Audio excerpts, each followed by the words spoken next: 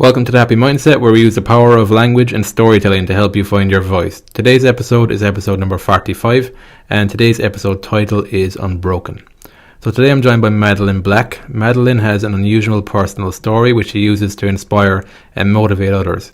She chose to forgive the two men who gang raped her at 13 years old, and she shares her story for many reasons. She wants to end the shame, stigma and silence surrounding sexual violence, enabling others to find their voice, whatever their story is. She wants people to know that it's not what happens to us that is important, but what we do with it. She will show how changing her mindset tapped into her resilience and transformed her life. She wants to encourage others to live their life courageously too, but ultimately she wants to inspire hope and show people that we are so much stronger than we think we are. In March 2018, she won the Amazing Strength Award at the #1 magazine Amazing Women Awards, and in October of the same year she was asked to be the patron for Say Women, a Scottish organisation which offers safe accommodation and support to young women who are survivors of sexual abuse, rape and who are homeless. She is one of 50 thrivers taking part in research for the Global Resilience Project to develop a resilience blueprint for others. She's a storyteller for the Forgiveness Project and has recently become involved with our program Restore, sharing her story in prisons. As well as being an international speaker, she was also a psychotherapist in Glasgow for many years. Her memoir Unbroken was published on the April the 4th, 2017. So today I have Madeleine on the podcast to talk more about her own experience. We're going to shed some light on the lessons she learned that got her to where she is today and helped her to understand and transform her trauma. So I hope you enjoyed today's episode. I hope you take some lessons from it and it provides you some inspiration and perspective to help you move forward in your own life. And thanks for listening. So thanks for joining us today, Madeleine. So I just want to start with what you do today and what's the message, what's the main message you want to share with the world? Well, hello and thank you for having me on. I am currently a psychotherapist, but I'm also a speaker and an author.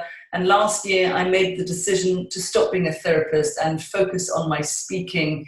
So I'm working with my very last client at the moment. I'm going to hopefully be speaking more.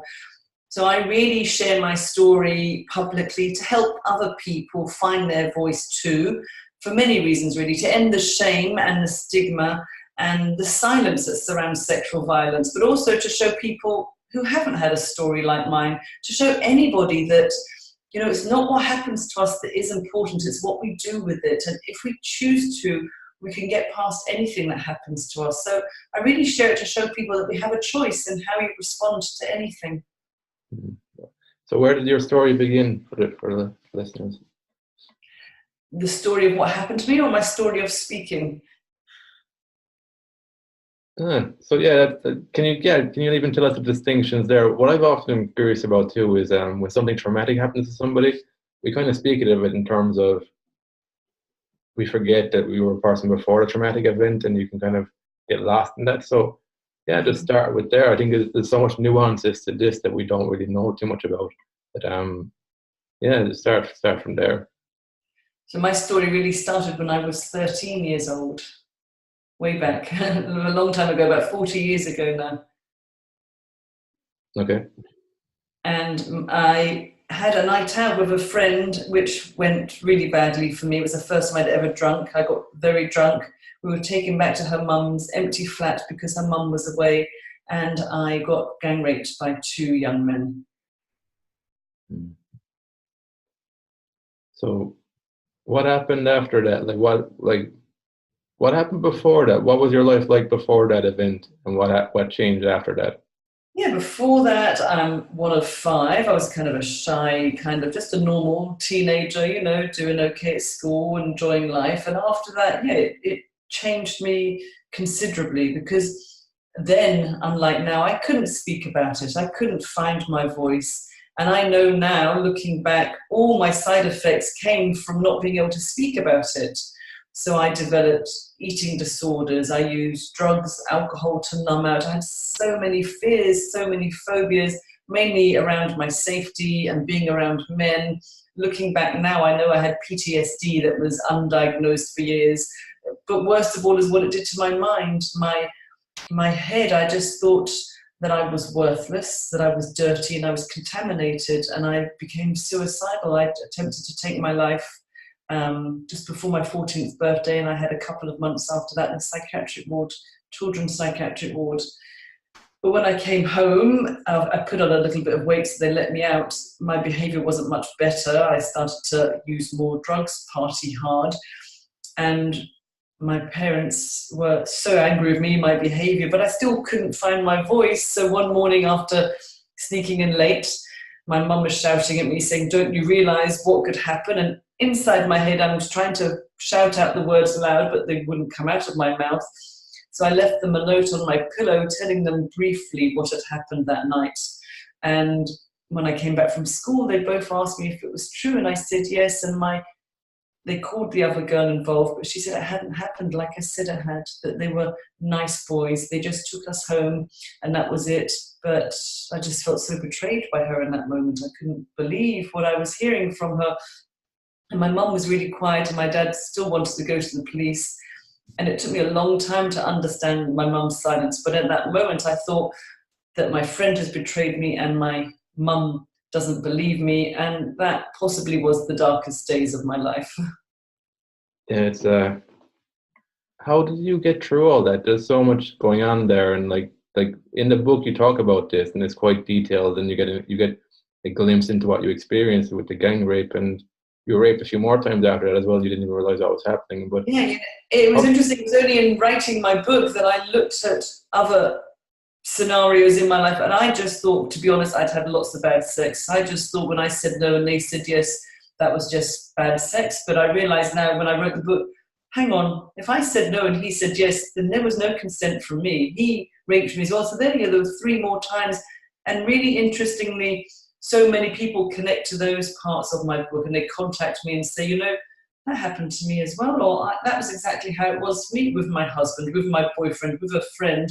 I said no and they said yes and carried on. And they then realized that they had been raped as well. But we're so used to pushing it out of our head and minimizing it, making it less than it was, that it took years for me to see those other ones as well. That's a good point there. So I think you mentioned in the book, the mind has got a way of coping with extreme trauma by blocking out stuff. Yeah. But the thing is, you need to move through those things and see them for what they are to get past it. So how does somebody, number one, you've got stuff to get through, and then your mind's actually hiding the real stuff from you. How does somebody begin in that process? Yes, well, I have to be very honest and say it's not an overnight fix. You know, I didn't get here overnight. It's been many years of therapy, of body therapy, of just loads of different types of work. For me, my whole journey has always been about getting my memories back and getting back into my body, because on the night of the gang rape, I really left my body. You know, I floated right out and watched the scene from sitting on top of a wardrobe, which was great because that was the only way I think I could survive it. If I had stayed in, I don't know if I'd still be here. But then it also left me feeling empty for years, and I never felt home. I never felt inside my body. So lots of my therapies have been to get back inside, get connected to my body again, if that makes sense. Because you talk about the body holds trauma. How do we start releasing that trauma in the body? Absolutely. You know, when my eldest daughter became 13, I had loads of memories return, and I just thought I was bonkers. I thought I was really going mad. And I thought if it had been so bad, then I would remember that. But I understand now it's because the trauma is so huge, our mind shuts it down. And it comes back when we're ready to face it, whether we believe that or not. It will come back one day. And so when I was having all these memories return, I couldn't trust my mind at all. And so my therapist suggested to go to see a therapeutic massage therapist. And she started this treatment on me, and then I could hear this person kicking and shouting and crying and screaming. Then I realized it was me. All those sounds were coming from me, and I was being British. I was so embarrassed making all that noise. But then I realized I can't make that up. The way my body responded was just so biological. It was so natural that I thought that it has to be true. I couldn't trust my mind, but I could trust my body, if that makes sense. Yeah, you mentioned that. That's something I'm curious about, is that when you remember things that happened so far back in the past, how do you know whether it happened or not, or whether you're mixing it up with different things, different events that happened since then? So the body Yeah, was an indicator for you, was it? yeah, I've asked myself that for years, and I would ask my therapist, I said, how can I trust these memories? You see, I worked at Women's Aid for 14 years, I worked at Rape Crisis for 6 years, and I just said, look, I've heard so many women's stories, how, maybe I've just absorbed all their words. And he said, look, if you're going to make anything up, why would you make that up? And I thought, okay, that is a good point. Why would I make that up? Surely I'd make up some really lovely fantasy about myself. And the more, when the memories returned, the more I denied the memories, the faster and more furious they would just come at me. So I saw that after a while, it wasn't the memories that were disturbing me. It was more my denying of the painful memories that was causing me more trouble. It was actually driving me crazy. And I thought, if I don't find a way to accept them, I will drive myself crazy again by refusing to believe all that had happened. When did you shift from denial to acceptance? When was the first time you started doing that? I think that was when I last had therapy. So that was, my daughter's now 26. I started about 13 years ago when she was 13. And that went on for 3 years. And it really took to the end of the 3 years after working through all the different pictures, all the new information that would come to me. I said, I can't believe that. That can't be true. That can't have happened. And after a while I saw, yeah, it did. It's not that I forgot. It's just that I didn't want to remember.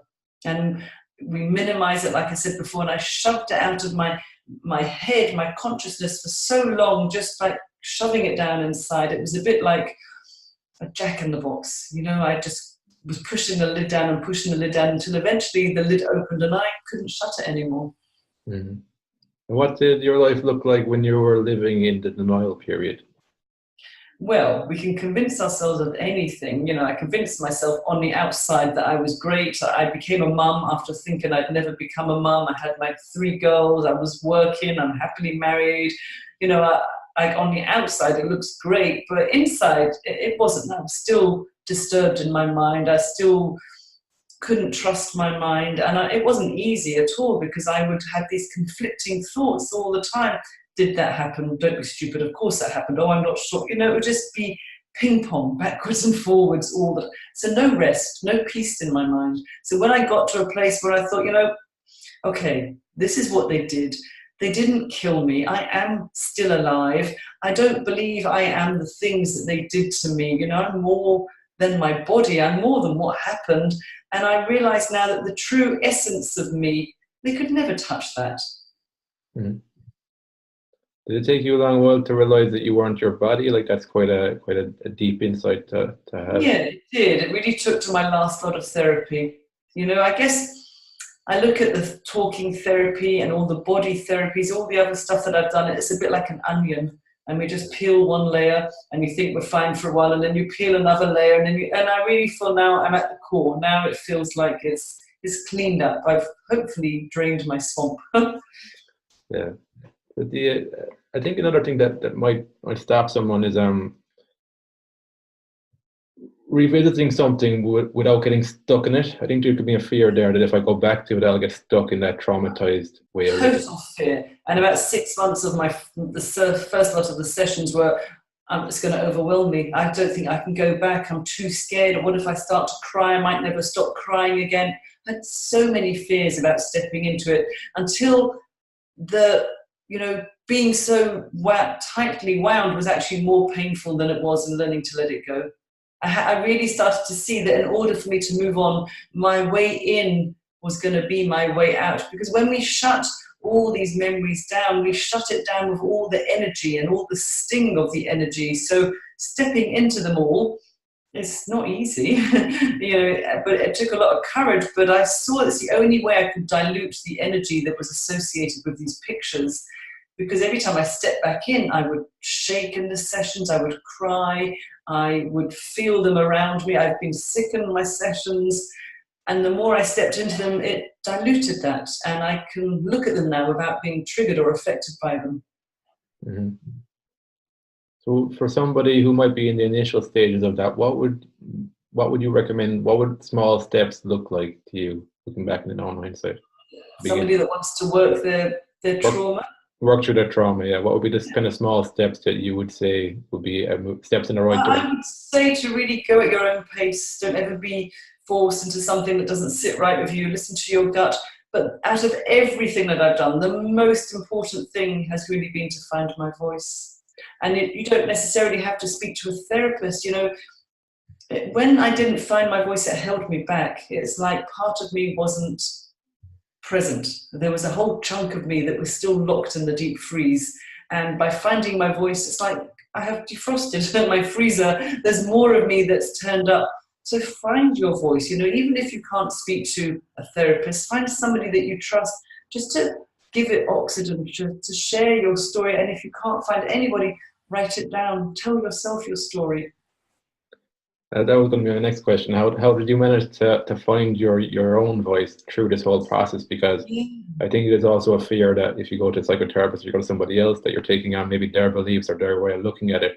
So how did you manage to stay true to yourself? If you find a good therapist, that won't happen, because really, I know I'm a therapist. Our role is not to advise. Our role is neutral, is just facilitate your journey, to really feedback your thoughts, your behaviors, your patterns. And so a good psychotherapist will never give you advice, actually. So find a good one. How did I find my voice? Really, it was listening to other people share their story. And when Marina, who is the founder of the Forgiveness Project, asked me if I wanted to share my story on her website, I was a bit apprehensive. And she said, you can be anonymous. And I just thought, I've got nothing to be ashamed about anymore. I'm tired of hiding. Out of everything that they did to me, it was the shame, it was the toxic shame that really did its most damage. Because I thought if people knew, then they would look at me differently, as if somehow this was a reflection of me. But I know that I never brought it on myself, even though I thought that for years. All rapes, 100% of all rapes, are only caused by rapists, nothing else. And so I just thought, I don't want to be ashamed anymore. So I said, okay, you can share my story with my photo and my name, which was a big step for me, but it's been the best thing, because it's really the part of me that was held back has kind of just all integrated back to who I was before. So when you chose to not be anonymous anymore, did the self-acceptance come before that act, or did it come from doing that? The self-acceptance came from... I would think there'd be a level of self-acceptance you need to put yourself out there and to show yourself that anonymity. So did you feel that happened before the self-acceptance happened before you did? I think it's always a process. I don't think you're ever totally okay, because we do one thing and then that's fine, and we get into our little comfort zone, and then we get comfy, but we're not really challenging ourselves. So this was a major challenge, pressing that send button on Facebook that morning to put my story out that they had shared. That was scary. But then I started to get so many messages from friends. Not all of my friends knew. And the ones that did know, they didn't know it was near fatal, the attack on me. So they were shocked, and I had to deal with all of that stuff. And it was interesting for me to watch where people responded from. Most people respond from only where they're at. Everybody picked a different part of my story that resonated with them. So it was really interesting to watch what it did to other people. But then I started to get messages from people I didn't know in this country and then overseas. And then I really got it. I understood what Marina meant when she calls us story healers instead of storytellers, that there is so much power when we share our narratives. And that's why I do it now. I don't share it for me anymore. I share it now for what it can do for other people. But by sharing it, it's as if I've now put it out into the world and it's just gone. It's nothing to do with me anymore. So how powerful are the stories that we're telling ourselves internally, and how our lives turn out? Say that again, sorry? So how powerful are the stories that go through our head, our narratives? How powerful are they in how our life turns out? Well, they are very powerful, what we tell ourselves. The denial, that was very powerful, but it was obviously impacting me. We just need to find a way, I think, to be honest, and to try not to keep everything contained and to keep it to ourselves, because, what is that saying? If you tell yourself you can't do something, you're right. And if you tell yourself you can do something, you're also right. So yeah, it's interesting what we tell ourselves. And so with the mind, body and spirit, on a healing on all these levels, how did you go about it? It seems like you said the body kind of holds up trauma, and then as well you had to see through your stories and you had to deal with stuff and accept stuff. So how would somebody go about integrating all that? I would say, the way I did it was my way. And I didn't really plan it. It all kind of was organic. One thing was suggested to me, then another thing, and I just tried many things, and not one of them was the thing that helped me the most. They all helped collectively. And I recognize I'm very fortunate. I could afford to pay for lots of these treatments. Lots of these treatments won't be available on the NHS. I know there you need to pay anyway. But, I was lucky that it was available to me. But everybody will find a way. They will find a path to heal. And ultimately, it comes down to our beliefs about ourselves. Are we the things that are done to us? Should we be ashamed because of what someone else has done to us? Should we hold on to that shame? I held on to inappropriate shame for years. It never belonged to me. And the shame and what it does to your mind is more than the injuries, what they did to me on that night. That's the hardest one to walk through, but it is possible to walk through it. Mm. You mentioned too about a Tibetan monk that was present when you were being gang raped. What was the significance of accepting that, even though you felt like you're a bit nuts, kind of thinking that? Yeah. So he also returned to me in my memories, and I really thought, like you said, I was completely bonkers now. If I told my therapist this, he's going to have me locked up and taken back to the nearest psychiatric ward. But just like the denying of the details, the more I denied those, they came in faster and furious. And the more I denied his existence, he would appear, and I would feel the brush from his robes. I would feel him stroke my hair, my face. I would hear him whisper to me reassuring words like he must have said on the night that you're going to be okay, it's all right, they're not going to kill you. And this process, when my memories returned, I had nightmares for about 3 years. I would wake up screaming and crying and kicking. My husband was in the bed next to me. Every time I woke up, I would see these men's faces hovering above me, like on the ceiling level. And the monk was always by my side, reassuring me. And so I just thought, all of it was driving me crazy. If I have to accept all that they did to me, I have to accept him as well. It was all part of the same experience. And I still can't really understand what took place with him. My own understanding is that because I was so close to being killed, that somehow I was shown my protector and I was just connected into another world, another dimension. Mm-hmm. Yeah, it's interesting. It's especially when it's something that like you can't see with the eyes. It's more something an experience, and it's like you have to trust yourself and accept things that happen in your life sometimes. But it's funny that too, like we can only perceive things at a certain frequency as well. There's a lot more going on in the world that we can't perceive.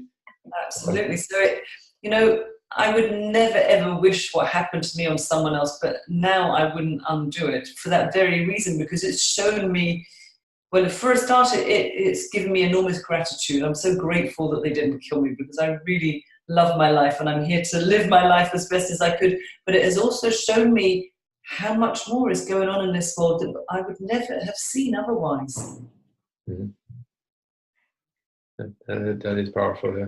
So you're saying that like you wouldn't change things even though it's an horrendous thing that you went through. Absolutely. You're looking at the positive perspective gave you. Yeah, you kind of really don't know how strong you are until you're tested, and it was a good test. It was a very tough test, but yeah, I realized that we are all so much stronger than we think we are.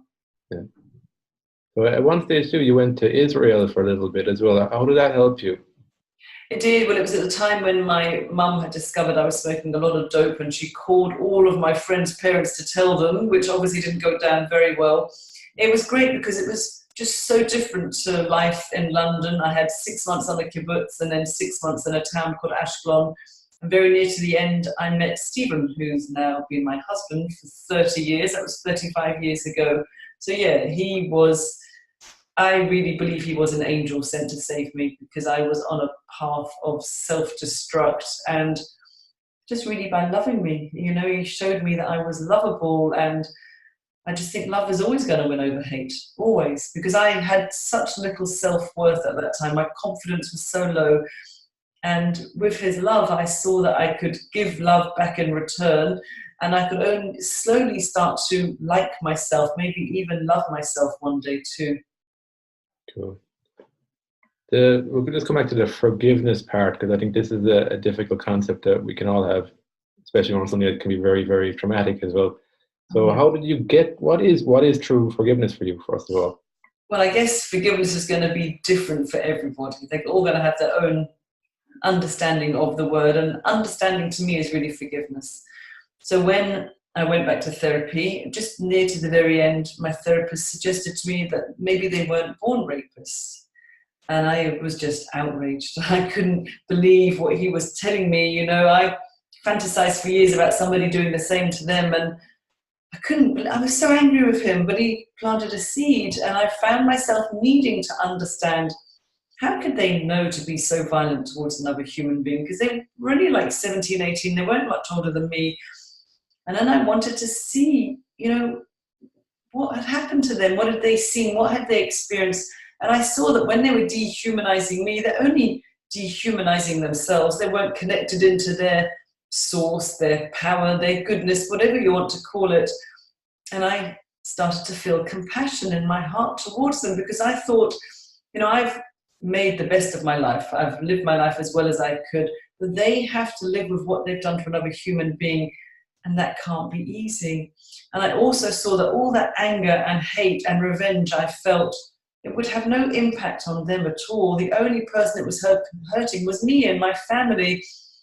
So I saw that after compassion, the next step I could do was that I could choose to forgive these two young men, to really find a way to have peace with my past. And it just broke any chains connected to my past. It really was an act of self-love, and it was totally self-empowering. It really was the key to my freedom.